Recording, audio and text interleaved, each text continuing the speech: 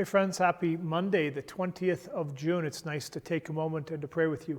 I'm Father Bill Hill, one of the priests at Holy Spirit Catholic Community in Rock Springs, Wyoming. I will give you a daily reflection on the daily readings.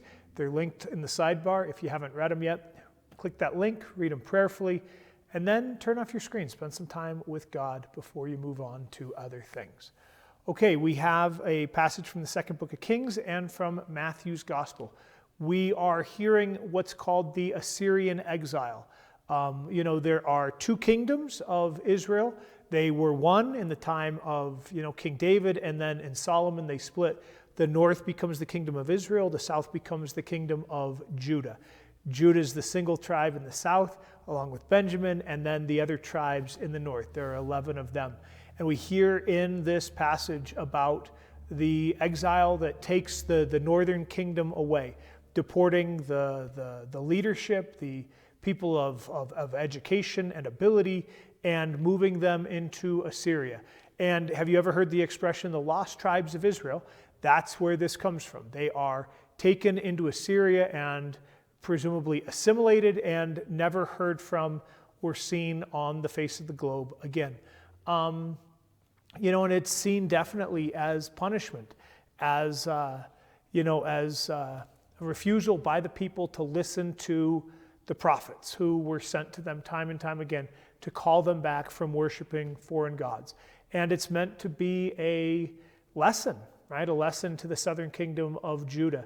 Of course, you know that 200 years later, Judah is going to go into exile at the hands of the Babylonians, but they are going to return, come back, and that will be a formative experience in the story of our faith, of our Jewish ancestors before the times of Jesus.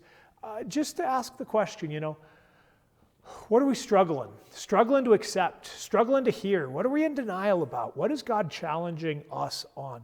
Whether that might be a community, whether that might be us as a country, whether that might be us as individuals, to just allow God, who is always merciful, always full of love, but like someone who loves us deeply and dearly, always desiring us to become even more alive, even more ourselves. What's the Lord challenging us to listen to in these days? Okay, Matthew's Gospel, passage of Jesus. Do not judge, lest you be judged.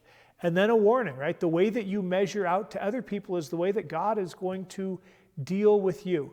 And then that teaching about the splinter and the wooden beam in a brother's eye. But just to hear that instruction of Jesus, don't judge, stop it, let it go. I'll be honest, this is a challenge for me. A couple weeks ago, I was on silent retreat.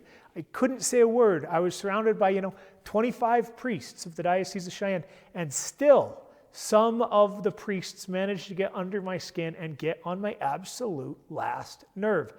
Bill, stop judging, lest you be judged. I couldn't even say anything, but still that judgmental streak was there. How about for you? Where and who are you judging? Perhaps it would be helpful if you were to just take a few minutes, all those people that you've judged over a period of time, hold them in prayer, individually as best as you can, praying for them, praying for God's goodness and care to be with them, praying always for God to continue to transform our hearts.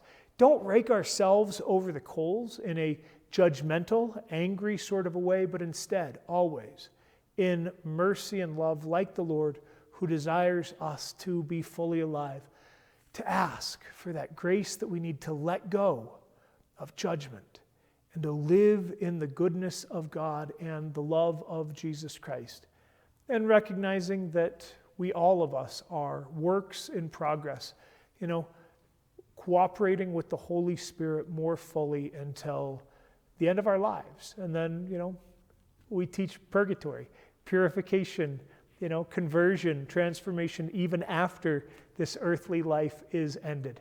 So don't be critical, mean, and hurtful towards yourself if you're struggling with judgment. Just continue to ask the Lord to change your heart, to melt, that iciness at times, and to help us to love more fully like Christ. All right, there you go.